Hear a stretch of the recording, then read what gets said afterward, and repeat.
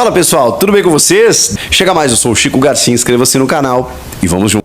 Que, cara, ele sabe jogar, eu vou defender, eu vou bater nessa tecla. Ele não é ruim de bola. Ele arrancou, ele cortou dois marcadores. A grande questão desse lance aí foi a tomada de decisão. Como que ele corta dois caras e depois chuta de perna esquerda sem olhar para onde está chutando para ela explodir na defesa, estando livre de frente para o goleiro? Pô, tentasse uma bola cruzada para passar para alguém, queimasse o goleiro, chutasse cruzado, fizesse qualquer coisa, menos o que ele fez. Ele driblou um, driblou dois, como do tipo assim, tô na pelada, vou fazer graça aqui para os meus amigos, ele para de jogar, desacelera, espera a chegada dos caras, ele fez tudo errado, tudo errado. No minuto seguinte ele sai e entra o Yuri Alberto. Por que, caramba, o Yuri não entrou no intervalo? Não entrou com 10 minutos, não entrou antes? O Yuri é um cara que briga, um cara que está jogando bem pelos lados, um cara que está com confiança, um cara que já fez muitos gols contra o Flamengo. Mas precisa preservar ele para o final de semana. O Yuri que tirou uma vesícula e 2 semanas depois estava em campo. Não. O Yuri, não vão me convencer, tá? O cara que é meio descontado, meio... qualquer coisa ele machuca. Eu entendo. O Yuri Alberto, não. Tirasse o Hector e botasse o Yuri. Isso só acontece depois desse gol feito que ele perdeu. Aí aos 27 sai o Charles para entrar o Carrilho. E aí o Carrilho simplesmente muda o jogo para o Corinthians. André Carrilho, ele muda o jogo para o Corinthians, porque aí o Corinthians tem transição, o Corinthians tem circulação de bola, aí o Corinthians tem velocidade para chegar ao ataque. Aí o Corinthians começa a empurrar o Flamengo. O Corinthians começa a pressionar o Flamengo. E não é que o empate quase acontece? Olha que curioso. Quando você coloca jogadores com características interessantes para enfrentar um adversário como o Flamengo, as coisas funcionam melhor. Pois é, o Ramon teve essa lição. E não teve nem a humildade de enaltecer isso ou de reconhecer isso na entrevista coletiva. O Carrilho mudou o jogo, porque ele é um craque, ele é um ótimo jogador, mas porque ele entrou num momento específico em que o Corinthians já pegava um Flamengo mais cansado, que diminuiu o ritmo naturalmente, que ainda assim continuou criando as suas chances, mas o campo se abriu. E aí você precisava de um jogador mais intenso, veloz e inteligente ali no meio, para não perder aquela bola e fazer a transição. O Corinthians estava tendo uma dificuldade de sair do próprio campo, gente. No primeiro tempo isso aconteceu quase que o tempo inteiro. No segundo tempo, em vários momentos, o Corinthians tentava sair e não conseguia. Porque o Flamengo marcava tão bem, tão alto, cercando com 2, 3 jogadores, que, cara, eles recuavam, a bola parava no goleiro, o goleiro estourava, voltava para o Flamengo. Cara, era um desespero. O Corinthians não conseguia passar do meio campo por conta da marcação do Flamengo, que poderia, por outras tantas jogadas criadas, ter ampliado o marcador. Teve bola na trave do Bruno Henrique. Cara, teve cobrança de falta que passou isso aqui. Teve defesa do Hugo. Teve bola passando perto. Cara, foi uma loucura. Mas, olha como é o futebol. O jogo terminou 1-0. E no segundo tempo, o Romero teve uma bola na trave. Caprichosamente bateu na trave, seria o empate. Teve aquele lance bizonho do Hector Hernandes. Teve outro lance do Romero numa cobrança de escanteio que a bola sobra, ele dá um chute cruzado, ela passa pelo Rossi, o Léo Pereira tira em cima da linha.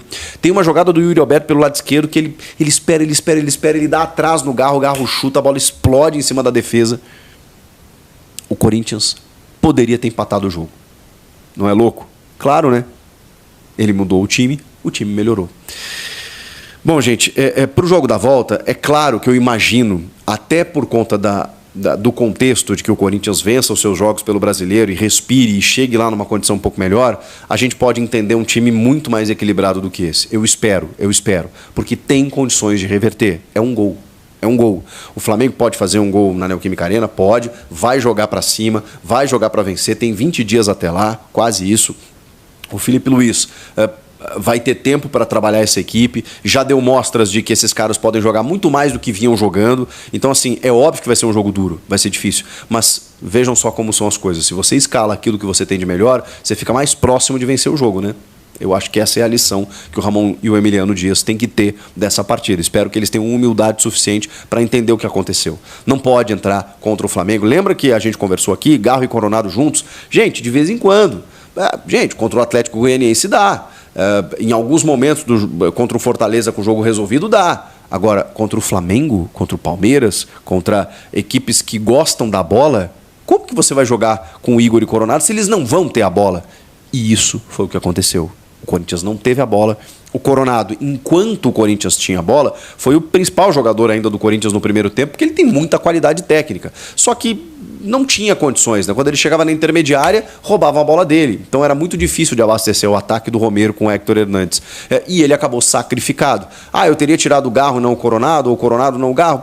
Tanto faz. Eu acho que o Garro ele entrega mais em recomposição. E num jogo intenso e dinâmico como estava, talvez a manutenção ela se faça necessária. Gente, o erro foi ter escalado os dois juntos, porque no segundo tempo você podia trocar um por outro, você podia em algum recorte ali de tempo, quando o Corinthians estava bem, você ter os dois jogadores. O Carrilho fez essa função, não com a mesma característica, mas de apoio, de um jogo apoiado, chegando no Garro, chegando ao ataque, puxando essa bola, muito inteligente, cara, ninguém conseguia tirar a bola dele.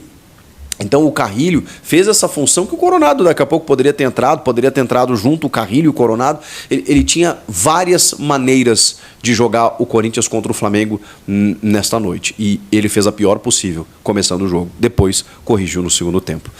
Tem um lance de arbitragem, ou dois, que a gente precisa discutir. Tem uma entrada do Wesley no Hugo no primeiro tempo, 24 minutos do primeiro tempo, que é lance para VAR, para pelo menos revisão, e é lance de vermelho. É lance de vermelho que os árbitros dão aos montes aqui no Brasil. E ele não deu nem falta. O Hugo entra por baixo, o Wesley entra por cima. Pé, trava da chuteira acima do tornozelo. É lance para vermelho. É o chamado jogo brusco grave. Ele não deu nem falta. O VAR nem revisou e segue o jogo. E o lance do Gabigol, do segundo gol. O Gabigol faz um gol em que as linhas mal traçadas desse VAR não me convencem. A gente tem que confiar na tecnologia? Mas assim, tô sendo justo aqui e olhando com o que eu vi, né? Fazendo análise com o que eu vi. O pezinho do Hugo ali me parece dar condição. O braço está na frente, o braço não pode fazer gol. Então a linha tem que ser traçada no ombro. E ela foi. Se foi no local correto, eu não sei. Eu só sei que, cara, você olha a imagem e você vê a mesma linha. Então, assim, eu não entendo a anulação desse gol, de verdade. Sorte do Corinthians. Escapou por esse lance e por todos os outros que o Hugo acabou impedindo. Dá para reverter no jogo da volta? Dá. O Flamengo vai ser uma pedra no sapato de novo? Vai. Mas tá tudo em aberto, tudo indefinido, porque você sabe, eu sei, todo mundo sabe que na Neoquímica Arena a coisa é diferente. Muito bom dia, fiel torcedor, tudo bem com vocês? Meus amigos, o Coringão falou pela primeira vez aí com relação aos listas do patrocínio do Master na lista de bets aí do governo, viu? O nosso timão emitiu uma nota, um comunicado oficial recentemente com relação à ausência de esportes da sorte na lista de casos de apostas autorizada pelo governo para atuar no Brasil. O Coringão reafirmou a parceria com a empresa, mas disse que está cobrando esclarecimentos. Abre aspas aí, pelo comunicado oficial que o Coringão soltou em sua rede social. O Esporte Clube Corinthians reafirma sua confiança na Esporte da Sorte, nossa parceria de patrocínio que vem cumprindo integralmente o contrato. O clube está em contato aí com a parceira e enviou um pedido de esclarecimento sobre o status dos próximos passos do processo de regularização da operação. O clube permanece atento a qualquer evolução no caso, sempre priorizando os interesses da instituição e de nossa fiel torcida. Na lista mais recente divulgada pelo governo federal, 93 empresas, sendo 205 bets, algumas marcas detêm mais de uma casa de apostas. Eles estão aptas para seguir atuando no Brasil até o fim de 2024. A Esporte da Sorte segue fora. A partir do dia 11 de outubro, os sites fora da lista começarão a ser derrubados pelo governo com auxílio da Agência Nacional de Telecomunicações da Anatel. A Esporte da Sorte vai lembrar patrocínio outros clubes de futebol como o Atlético Paranaense, o Grêmio, o Bahia e o Ceará, além de ter negociações com o Palmeiras para 2025. Destes clubes aí que eu citei, apenas aí o Atlético Paranaense decidiu suspender o contrato até que a situação seja resolvida.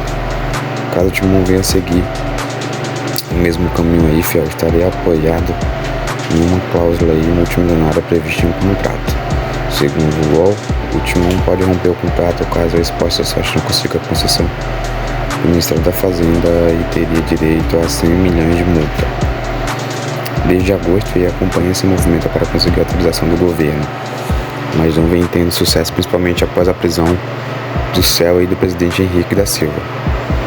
O acordo entre a casa de apostas de Timão foi firmado em julho com a duração de 3 anos. Entre os valores pagos aí estão 309 milhões aí, além de providenciar 57 milhões para financiar a contratação dos atacantes MIPS.